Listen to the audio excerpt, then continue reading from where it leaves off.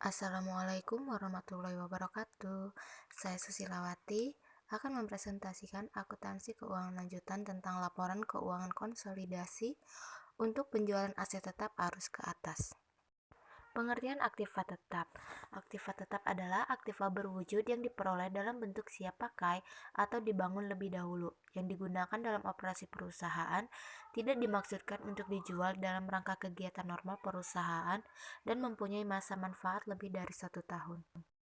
Selanjutnya yaitu konsolidasi. Konsolidasi adalah secara umum dekat tindak atau perbuatan untuk memperteguh atau memperkuat hubungan atau persatuan. Pengertian konsolidasi adalah secara umum bisa berarti peleburan dua perusahaan atau lebih menjadi satu perusahaan saja. Dan arus ke atas adalah penjualan oleh perusahaan anak ke perusahaan induk. Penjualan aktiva tetap kepada perusahaan afiliasi pada harga selain nilai buku menciptakan laba atau rugi yang belum terrealisasi bagi entitas yang dikonsolidasikan. Yang pertama, keuntungan atau kerugian antar perusahaan muncul dalam laporan laba rugi afiliasi penjualan pada tahun penjualan. Yang kedua, keuntungan atau kerugian yang belum direalisasi dari sudut pandang entitas yang dikonsolidasikan tidak bisa dijual kepada entitas luar atau dalam kasus depresiable, aktiva tetap secara penuh menggunakan entitas yang dikonsolidasikan.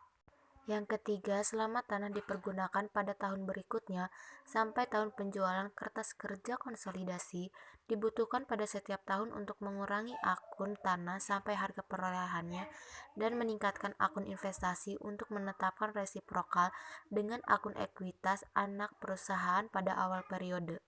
Dan yang keempat, saat tanah dijual kepada entitas luar, induk perusahaan mengakui laba atas penjualan antar perusahaan sebelumnya. Transaksi antar perusahaan aktiva tetap. Dalam transaksi jual beli aktiva tetap antara perusahaan induk dan perusahaan anak, terdapat dua masalah yang timbul, yaitu masalah laba atau rugi yang harus dieliminasi dan masalah penyusutan aktiva tetap bagi perusahaan yang membeli. Ada 3 hal yang mendapat perhatian dalam penjualan aktiva tetap antar afiliasi. Yang pertama, laba atau rugi yang telah diakui oleh penjual dieliminasi. Yang kedua, aktiva tetap pada perusahaan pembeli dicatat terlalu besar. Akibat depresiasi aktiva tetap pada pihak pembeli juga akan dicatat terlalu besar. Dan yang ketiga, aktiva tetap dan depresiasinya harus dicatat sebesar nilai semula sehingga harus dilakukan eliminasi. Contoh laporan keuangan. Perusahaan P memiliki 90% kepemilikan atas perusahaan S. Diperoleh pada saat nilai buku sama dengan nilai wajar pada awal tahun 19X1. Harga perolehan pada tahun 19X1 yaitu sebesar $1.500 dan dijual antar perusahaan dengan harga $2.500. Penjualan pada perusahaan P sebesar $55.000, sedangkan penjualan pada kepemilikan perusahaan S sebesar 90% yaitu $35.000 dan terdapat laporan konsolidasi sebesar $90.000.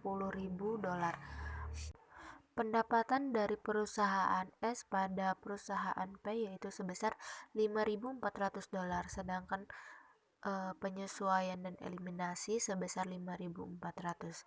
Beban-beban pada perusahaan P sebesar $44.000, sedangkan pada perusahaan S sebesar $29.000. Terdapat laporan konsolidasi sebesar $73.000. Pendapatan hak minoritas sebesar $600 pada laporan konsolidasi, sedangkan laba bersih pada perusahaan P sebesar $16.400 dan perusahaan S sebesar $6.000 dan terdapat laporan konsolidasi sebesar $16.400. Perhitungan pendapatan hak minoritas yaitu $6.000 dikali 10% sama dengan $600. Konsolidasi satu baris. Investasi pada perusahaan S sebesar $5.400, pendapatan dari perusahaan S sebesar $5.400 untuk mencatat 90% dari pendapatan yang dilaporkan perusahaan S, yaitu perhitungannya $6.000 dikali 90%. Kertas kerja konsolidasi. Yang pertama, Investasi pada perusahaan S sebesar $900 di debit dan kepemilikan minoritas awal sebesar $100 di debit. Pada tanah sebesar $1.000 di kredit. Untuk mengurangi tanah menjadi harga perolehannya dan menyesuaikan investasi dan jumlah kepemilikan minoritas awal untuk membentuk resiprokal dengan akun ekuitas perusahaan S pada awal periode. Yang kedua, pendapatan dari perusahaan S sebesar $5.400 di debit pada investasi pada perusahaan S sebesar $5.400 di kredit. Untuk mengeliminasi pendapatan investasi dan untuk mengembalikan akun investasi menjadi saldo awal periodenya. Mungkin itu saja yang dapat saya sampaikan, kurang lebihnya mohon maaf. Wassalamualaikum warahmatullahi wabarakatuh. Terima kasih.